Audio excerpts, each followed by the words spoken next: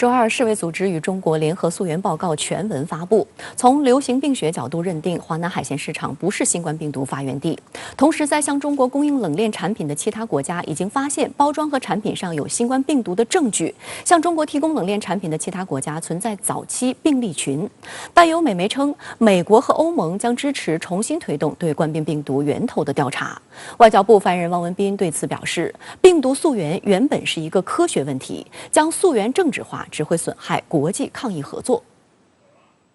去年7月，世卫组织和中国着手开展病毒溯源研究的基础工作。在举办几次线上视频会议后，世卫组织专家组于今年1月14号至2月10号在中国武汉与中方专家一起进行了为期28天的溯源调查，最终得出世卫新冠溯源研究报告中国部分。报告指出，诸多证据可以表明，华南海鲜市场不是疫情的发源地。对于华南海鲜市场在疫情起源中的作用或者感染是如何传入市场的，目前尚无法得出确切结论。报告还提出，由于新冠病毒可在冷冻食品、包装和冷链产品的条件下存活，因此中国最近爆发的疫情中的指示病例与冷链有关。同时，在向中国输入的外国冷链产品包装和产品上均检测出新冠病毒，也就是说，在向中国提供冷链产品的其他国家早就存在早期病例群。对于病毒出现的可能途径，国际联合专家组评估了4种引入情况，其中人畜共患病直接溢出被视为一种从可能到比较可能的途径，通过中间宿主引入被视为一种从比较可能到非常可能的途径，通过冷链、食品链产品引入被视为一种可能的途径，通过实验室事故引入被视为极不可能的途径。但以美国为首的西方舆论从去年至今一直充斥着将新冠溯源政治化的操作，当中尤以所谓实验室泄露一说最为博人眼球。日前，《华尔街日报》翻出了一份由美国劳伦斯利弗莫尔国家实验室1年前撰写的所谓机密报告，宣称新冠病毒从中国武汉一家实验室泄露的假设是可信的，但是却遭到了现任美国国务卿布林肯的公开质疑。周二，在美参议院听证会上，布林肯批评其内容漏洞百出，立场先行，连上一届政府官员都严重担心其质量。布林肯说，报告是特朗普政府要求一名承包商为调查新冠起源而制作，并指明要特别关注病毒是否因实验室泄漏导致。报告的全部作者只是一名官员和几个人，完成后在美国国务院内部做了小范围汇报。布林肯还进一步指出，这份所谓报告的研究方法、分析质量均存在问题，甚至为符合预设语境而扭曲证据。但分析指出，美国总统拜登5月27号下令，美国情报机构必须在90天内报告新冠病毒的起源，让国家实验室和其他政府机构也参与进来。他还宣称要敦促中国参与所谓的全面、透明、以证据为基础的国际调查。因此，布林肯势必将继续利用病毒溯源打击中国。此次质疑《华尔街日报》的报道只是国内政治斗争的需要。布林肯他应该很清楚这个报告本身的这样一个虚假性。所以说他不愿意说在这个场合去支持这个报告，从而会形成他拥护或者说为特朗普的这个相关的做法进行背书的这样一个考虑。那么第二点呢，我觉得更重要的是布林肯或者说拜登政府本身，他们现在正在内部这个要求情报机构对此进行这个溯源的这个调查。所以说在这个报告还没有自己的调查还没有出结果之前，他不想要轻易的就下这么一个结论。所以说，这某种程度上也显示出来，拜登政府在这个问题上，他是有意与特朗普政府保持一定距离，但是这也不意味着说他就会支持反对就是说支持实验室泄露论的这个一个错误说法。美国《民立场》杂志上周4就发布长文，在多方采访的基础上披露，美国两党围绕新冠病毒溯源问题出现了内部分歧与激烈内斗。有美国国务院官员声称，能源部官员拒绝让他们采访劳伦斯利弗莫尔国家实验室的报告作者，还有同事警告不要深挖实验室泄漏说，以避免牵扯到一批官员与科学家等利益群体，因为这将揭开一罐装满蠕虫的罐头。卡塔尔半岛电视台日前也引述大西洋理事会预见战略和风险倡议主任马修·巴罗斯的观点分析称，对美国总统拜登而言，发布声明要求进一步调查疫情是出于国内目的，不要显得对中国软弱，并避免在国会中期选举中被共和党批评。他同时认为，美国再次成为世界卫生组织的一员后，不想让该组织过分向中国倾斜。这个是一个他们本身对华的这样一种战略焦虑以及战略差异的这样一种反应。但另外一个层面呢，从国内角度来说，这个一些政客和媒体，它实际上也是为了借此来炒作舆论，来制造话题，从而把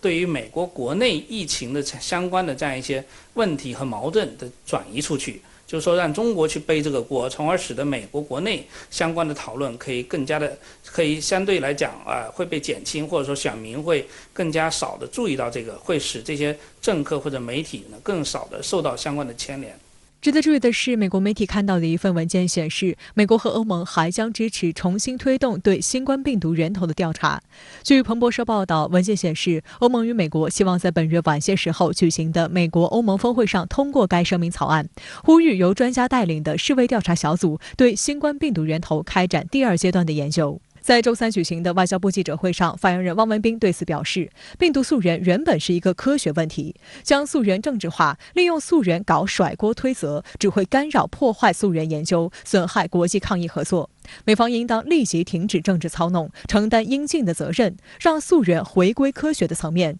尽快就德特里克堡及美国在全球设立的200多个生物实验室的真相做出负责任的说明。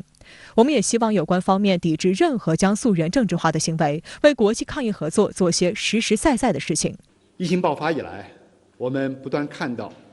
美方一些政客和媒体将病毒标签化、污名化，散布毫无依据的实验室泄露论，对中国世卫组织联合专家组溯源研究报告进行无端的攻击抹黑，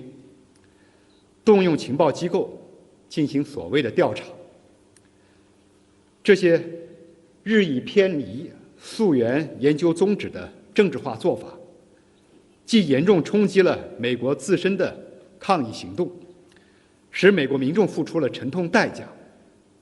也对国际抗疫合作造成越来越大的负面影响。近日，新西兰先驱报连续刊登奥塔哥大学和梅西大学传染病生态学专家以及奥克兰大学经济学专家评论文章，批驳炒作新冠病毒实验室泄露论的险恶政治用心，指出没有证据证明武汉病毒实验室泄露新冠病毒，没有迹象显示新冠病毒有人工干预的痕迹，大量研究数据表明这只是一起自然事件。文章更进一步指出，这是歧视。如果新冠疫情没有首先在中国爆发，就不会出现实验室泄露的讨论。相关话题来连线特约评论员孙兴杰。孙先生您好。美国《华尔街日报》日前报道称，新冠病毒从实验室泄露的假设有可信性，但美国国务卿布林肯认为这个观点有问题。您是如何看？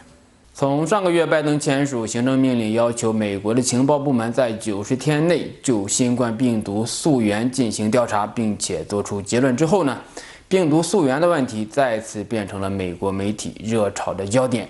华尔街日报在其观点版面发表了一篇文章，认为说新冠病毒从实验室泄露这种假设具有可信性。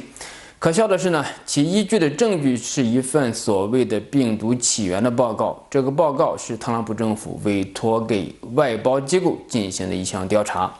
国务卿布林肯在参议院进行听证会的时候就表示说，自己看到了这份报告，但是呢，认为很多层面那是不正确的。华尔街日报刊登这样的文章，只不过是为了博取眼球而已。对于新冠病毒的溯源研究和调查，本身呢就是一项科学任务，但是现在已经被严重的政治化了，甚至可以说美国政府对新冠病毒溯源的初衷与科学无关，完全是政治的操作。对于这一事件，我想可以从2个方面进行分析。首先，病毒溯源的研究是抗击疫情重要的组成部分，这是一项非常严肃的科学问题，不能想当然的去猜测。世卫组织的专家组已经对中国进行了为期近1个月的调查研究，得出了权威的结论。当然，这并不意味着病毒溯源调查和研究就结束了。新冠病毒在全球蔓延传播需要进行全球性的调查和研究。现在一些美国的媒体将世卫组织关于实验室泄露极其不可能的结论置之不顾，而是大肆的炒作实验室泄露，这完全是不科学的态度。退一步说，世卫组织专家组得出的结论如果不可信，那么美国外包机构以及拜登政府在90天之后做出的结论就是可信的吗？第二就是病毒溯源已经被拜登政府完全的政治化了，但是布林肯之所以不接受外包机构的结论，是因为前任政府也没有认可。如果拜登借此进行炒作，那就正中特朗普的下怀。对于拜登政府来说，病毒溯源有3项重大的目的。第一呢，就是与特朗普争夺病毒溯源的话语权；第二就是拜登示好美国的鹰派，尤其是共和党的议员，以病毒溯源来显示对中国强硬的姿态。遏制中国呢，是现在美国两党最大的共同点。拜登以此换取共和党议员在其他议题的支持，而设置90天的期限也完全是政治的操作，就是在新的财年进行表决之前，拜登可以与共和党议员进行交易。第三就是拜登以病毒溯源来集结盟友，比如欧盟国家的支持。非常赤裸裸的是呢，病毒溯源与涉华的其他议题是绑定在一起的，可以说这就是图穷匕现。所谓的病毒溯源只是个幌子而已。